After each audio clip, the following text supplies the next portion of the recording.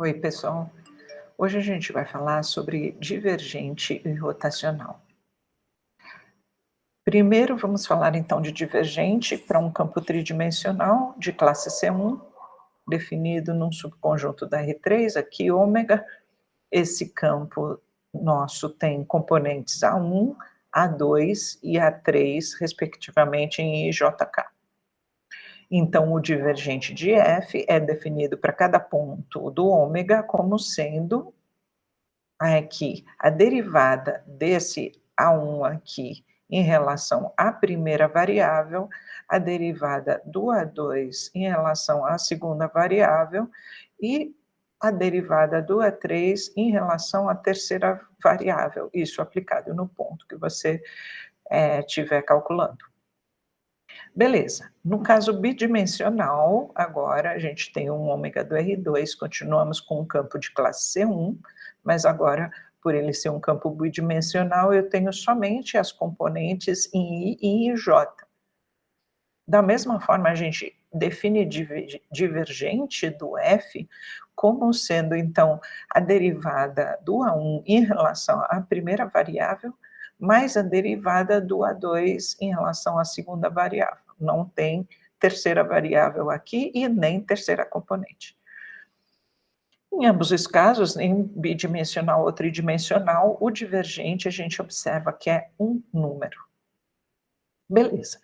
Tem uma notação que facilita a nossa vida, que é, por exemplo, no caso tridimensional, escrever o divergente como se fosse um produto escalar do grade pelo F, onde a gente escreveria uma terna assim, de del x, del y, del z, pela terna que seriam as componentes do F, tá? Isso é uma notação simbólica, mas ajuda a gente a lembrar de calcular o div. E então, aplicado num P, o div do F seria o grade pelo F aqui, como sendo, então, eu vou fazer, ó, o primeiro pelo primeiro, o segundo pelo segundo e o terceiro... Opa! O que eu estou fazendo aqui? O segundo... Deixa eu apagar tudo. O primeiro pelo primeiro, o segundo pelo segundo e o terceiro pelo terceiro, né, vai ficar del A3, del Z aqui, ó, beleza? Isso é mais fácil para a gente lembrar do que simplesmente lembrar essa coisa aqui, tá? Beleza, no caso bidimensional, da gente ter um campo com só componentes em IJ, o div do F vai ser del a primeira componente del x, del a segunda componente del y. Beleza. Vamos considerar, então, um campo de classe C1, definido no Rn, onde o n é 2 ou 3, ou seja, então é campo bidimensional ou tridimensional, tanto faz, essa definição se aplica. A gente vai dizer que o campo é incompressível se o div for zero para todo ponto do domínio, tá?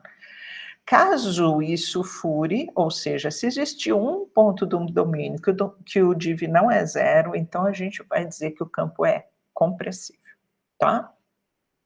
Exemplo, vamos pegar uma terna no R3.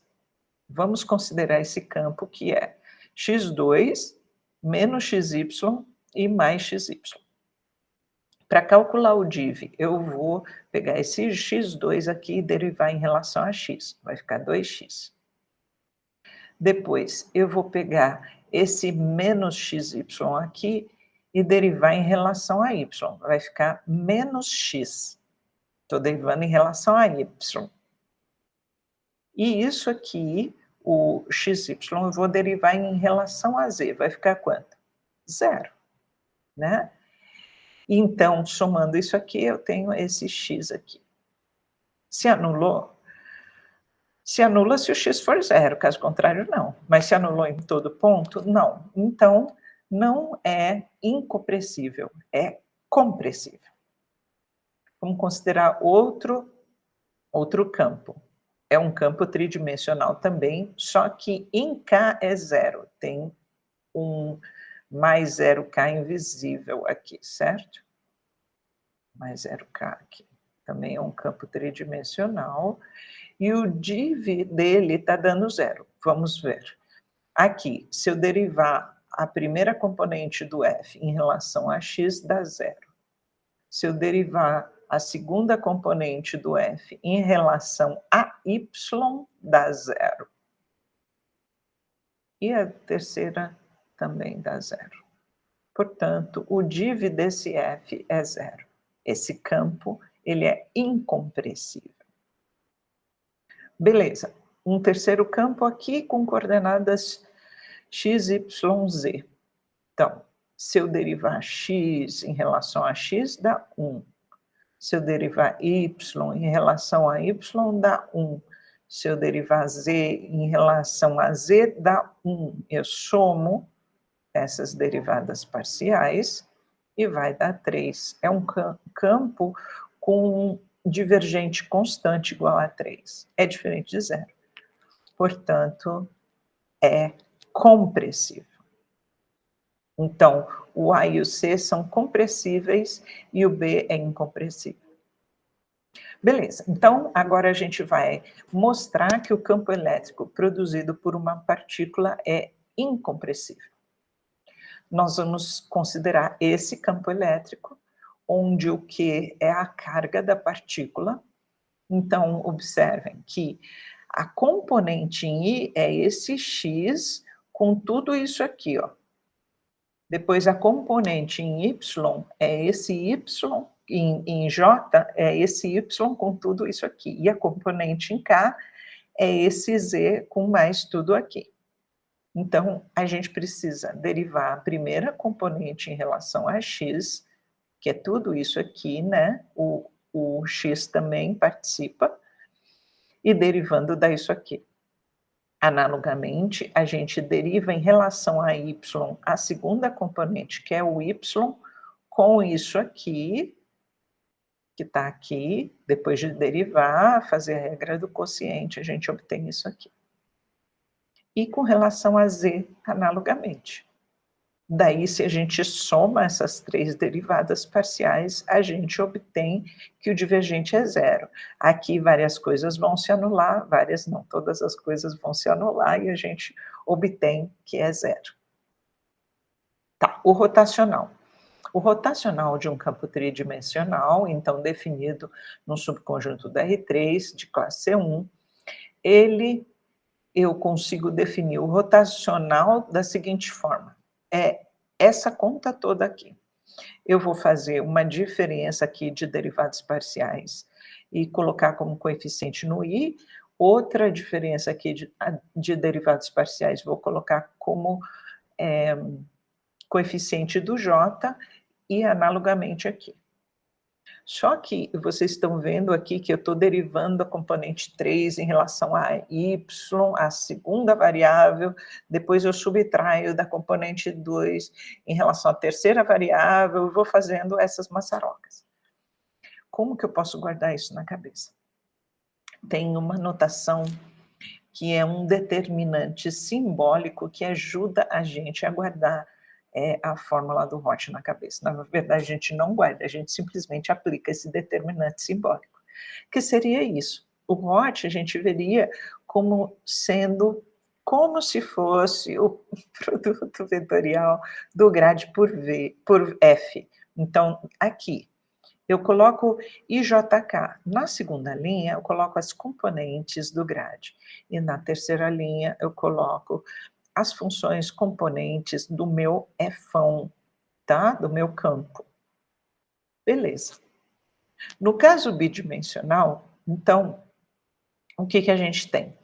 A gente teria o Roth como sendo o grade pelo F, como se fosse um produto vetorial, só que lembrando, como eu tenho o nosso campo bidimensional, ele só tem duas componentes, em I e em J. Então, eu vou colocar o A1 aqui, o A2 aqui, e no K eu vou colocar zero. Com isso, quando eu fizer essa conta, eu vou ter del A2, del x menos del A1, del y, isso como coeficiente do k, tá? Então, o hot é um vetor aqui, e ele, no caso bidimensional, ele tem componente só em k, que com coeficiente esse aqui, tá? Beleza, vamos ver esse exemplo aqui. Esse exemplo a gente já calculou o div anteriormente, agora a gente vai calcular o hot dele. É um campo tridimensional aqui, né? Aqui está saindo do R3, está chegando no R3, só que tem essa parte aqui que eu não estou enxergando, que é o mais 0K, né?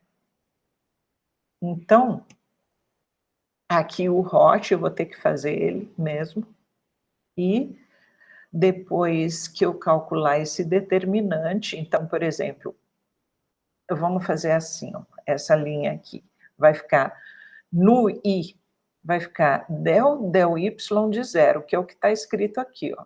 No I, del y de zero. É zero, né? Depois a gente faria esse, com esse, com esse. No J, então, tem o del z com do menos y, né? Que é esse cara daqui, que está aqui. Beleza? E aí no K, a gente tem K e o del x e o x aqui. Ó, no K, a gente tem isso aqui. E assim por diante. Depois a gente, para terminar o determinante, tem que trocar de sinal e fazer de assim, né? Assim, esse com I e esse com o J e del x. E aí se faz como você sabe fazer determinante no ensino médio, mesma coisa. E aí põe em evidência os vetores IJK, e aqui, ó, deu zero aqui também, certo? O x em relação a z, quando você deriva, dá zero, não tem nenhum z no x, né? Aqui no menos y, tem algum z? Não. Então, quando você derivar, também dá zero. Vai ficar o del x, que dá 1, e o del y do menos y dá menos 1, com esse menos daqui, fica mais 1. Então, está dando 2 como coeficiente do K, o resto tudo zerou. A gente nota que esse campo, ele é uma rotação, tá? Ele vai rotacionar aqui em XY, tá?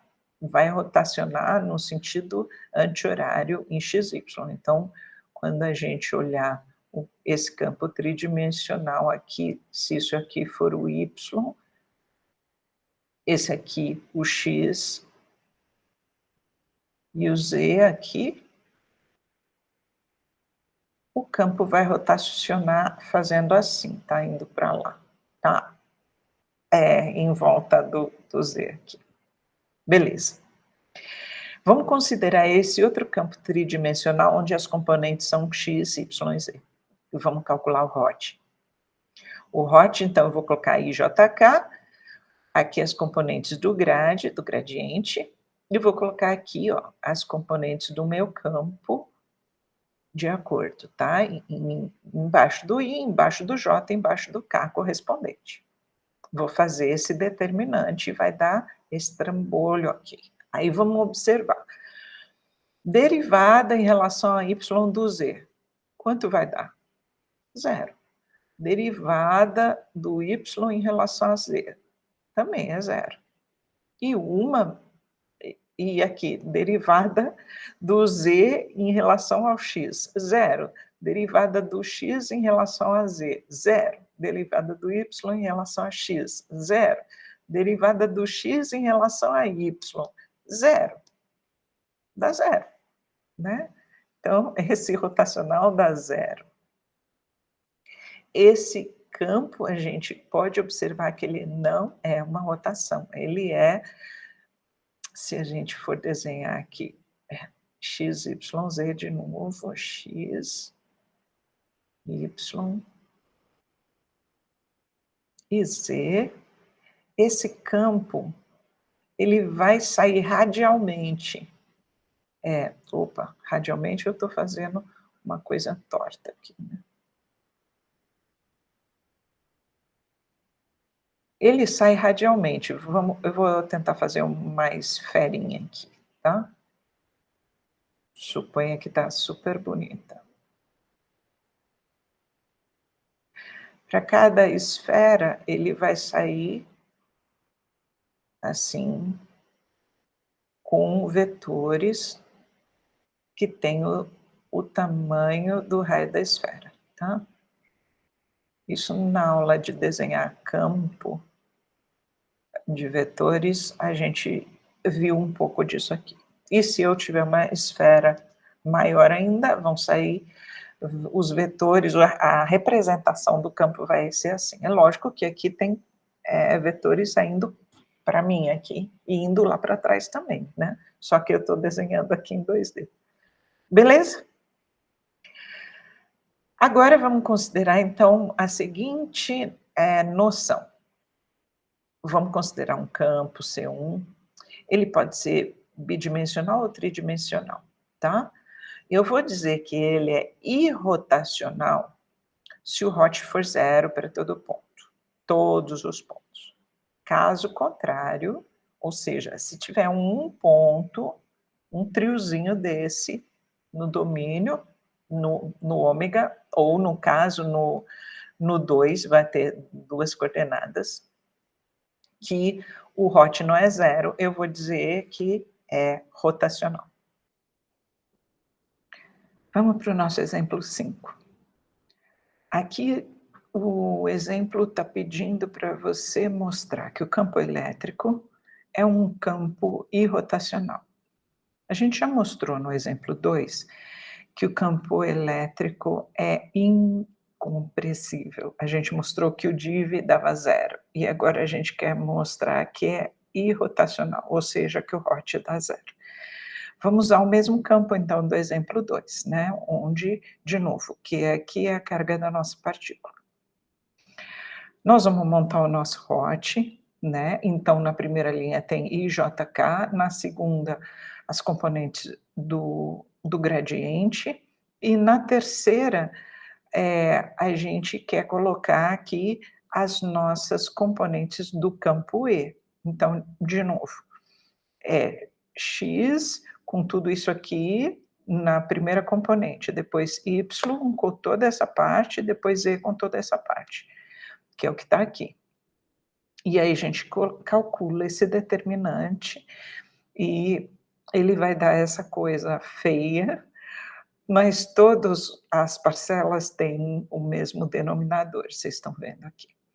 Então, a gente observa, por exemplo, que aqui deu QZY, QZY, mesmo denominador, aqui está 3 e menos 3. Então, se anula aqui em I, depois, analogamente, se anula aqui em J e se anula aqui em K. Portanto, dá 0, 0, 0, né, na cada uma das componentes IJK. Portanto, esse hot deu 0, então o nosso campo é irrotacional. No nosso exemplo 6, a gente está considerando de novo um campo tridimensional com coordenadas x, menos y e z. A gente quer calcular o divergente e o rotacional. Vamos calcular o div primeiro. O div, então, a gente trouxe aqui o nosso campo de novo, eu tenho que calcular a derivada da primeira coordenada em relação a x e dá 1. Da segunda coordenada em relação a y e dá menos 1. E da terceira em relação a z e dá 1, e a gente soma essas três e está dando, então, 1, certo? É o que a gente tem aqui escrito, 1 menos 1 mais 1 dá 1. Aí, para o nosso rotacional, a gente precisa calcular esse determinante, portanto, então, de novo, na primeira linha a gente põe JK, na segunda linha, del x, del y e del z, e na terceira linha a gente traz as componentes do F, que são x menos y e z, e traz e coloca de acordo com cada lugar das componentes, seguindo aqui o i, o j e o k. Quando a gente calcular esse determinante, a gente vai ter isso aqui. Então, vamos observar, olha, quando você deriva o z em relação a y, isso que dá zero. Quando você deriva o menos y em relação a z, dá zero. Quando você deriva o z em relação a x, dá zero também. Quando você deriva o x em relação a z, também dá zero. O menos y em relação a x dá zero. E o x em relação a y também dá zero. Então, esse rotacional dá zero. É zero como componente no i, no jk. Então, aqui é o vetor zero, que é uma tripla que a gente coloca como 0, 0, 0, né? Ou assim, com essa flechinha em cima. Beleza, esse campo, só para a gente ter uma noção, eu trouxe aqui um desenho dele, né? Agora, nós vamos para uma proposição que diz o seguinte: nós vamos considerar um campo vetorial que pode ser bidimensional ou tridimensional, e vamos considerar ele como sendo de classe C1. Se ele for conservativo, então o hot necessariamente vai ser zero. Vamos fazer a prova para o caso tridimensional, daí para o bidimensional é mais fácil. Vamos considerar então um F que tem componentes A1, A2 e A3. Esse F, por hipótese, é conservativo. Se ele é conservativo, então eu consigo achar uma função potencial para ele, ou seja, um campo escalar, de forma que o grade desse campo escalar dá o próprio campo F1. Dizer que essa igualdade é verdade é dizer, componente a componente, que del F, del X é o A1 do campo, o del F' del Y é o A2 e o del F' del Z é o A3.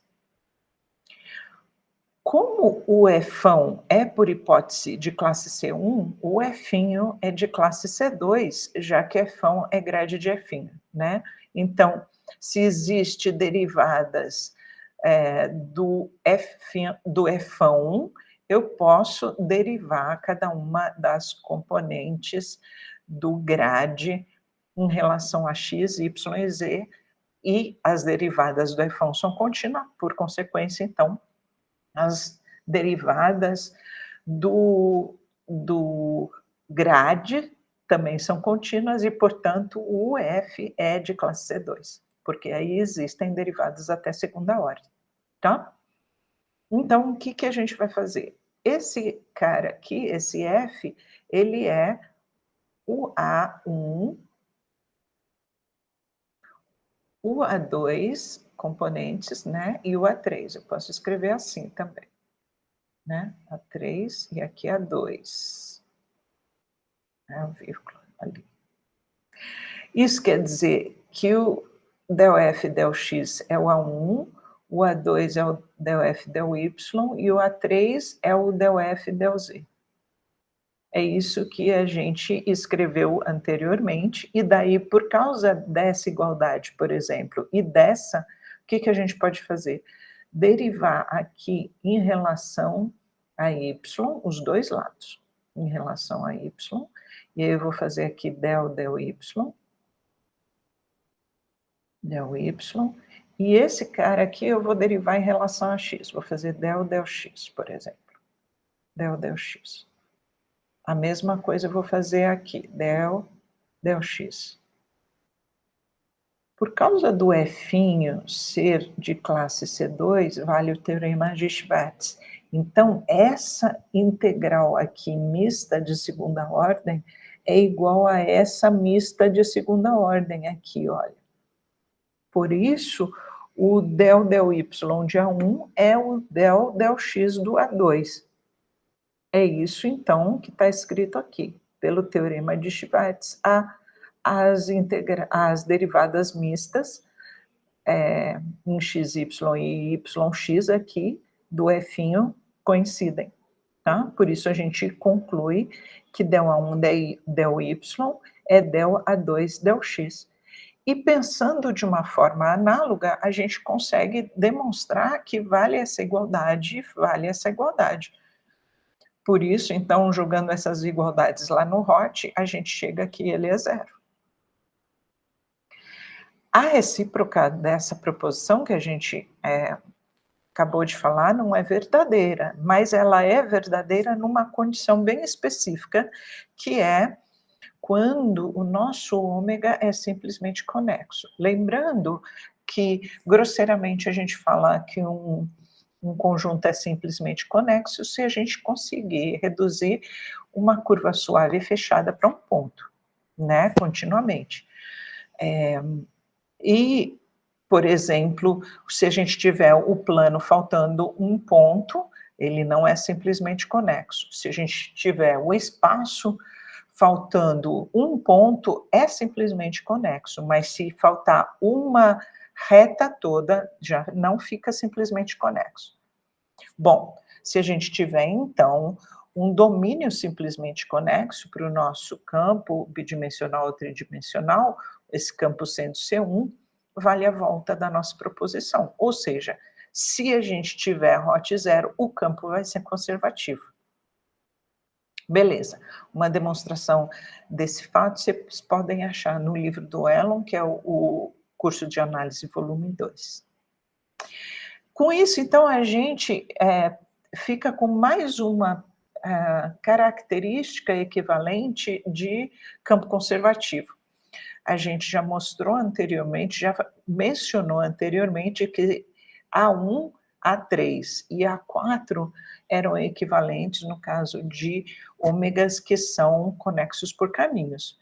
Se a gente adicionar o ômega, o fato dele ser simplesmente conexo, a gente consegue adicionar também essa outra propriedade que vai se tornar equivalente com as outras três. Uma maneira da gente usar esse teorema é para mostrar que um campo não é conservativo.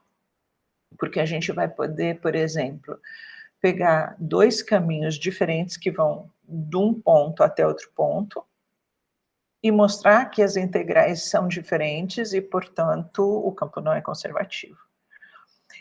Ou então a gente pode pegar uma curva fechada, mostrar que a integral de linha do campo sobre essa curva fechada não dá zero e, portanto, o campo não é conservativo.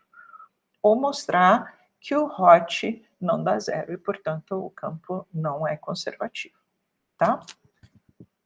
Beleza. Aqui, esse exemplo fala da gente pegar um campo escalar e um campo vetorial tridimensional. Esse campo vetorial tridimensional tem classe C2. Nós vamos querer provar que o div do Hot dá zero e o Hot do grade dá zero. Essas igualdades são muito interessantes. Vamos lá. Vamos supor, então, que eu tenho o F1 com componentes A1, A2 e A3. E ele é de classe C2. Então, como é que eu vou calcular o Hot? O Hot, ele dá tudo isso aqui, né? Já peguei a fórmula direto emprestado. Portanto, quando eu fizer o div do Hot, eu vou derivar esse pedaço aqui em relação a x, derivar esse pedaço aqui em relação a y e derivar esse aqui em relação a z e vou somar. Então, ó, vou derivar em relação a x esse primeiro pedaço aqui. Depois, em relação a y, esse outro, em relação a z, esse outro que está multiplicando k. Quando eu faço essa conta e uso o teorema de Schwartz aqui, eu chego a zero, porque eu vou ter, por exemplo, com relação ao A3 aqui, ó, eu tenho derivada em relação a x e derivada em relação a y, e aqui eu tenho derivada em relação a y e derivada em relação a x, e a gente sabe que as mistas no Schwartz elas coincidem, tá? Beleza. Agora a gente quer mostrar que o Hot do grade dá zero, tá? Vamos lá. A gente tem aqui o gradiente do f, o del f del x, del f del y, del f del z, e a gente quer achar o hot do grade de uma f'. Então, o que a gente vai colocar? De novo aqui, IJK, na segunda linha, nós vamos colocar as componentes do gradiente por causa do hot, porque isso é como se fosse grade vetorial grade f. Então, esse grade aqui está dando os operadores dessa segunda linha, tá? E o grade de f aqui está dando da terceira linha, ó. Quando a gente calcular esse lindo determinante, a gente vai obter essas coisas aqui. E aí, de novo, se o F2 for de classe C2, a gente vai conseguir usar de novo o teorema de Schwartz para as integrais mistas de ordem 2, e elas vão se anular. Com isso, a gente vai ter o hot sendo zero, o hot do grade aqui sendo zero, tá? E com isso, a gente termina a nossa aula.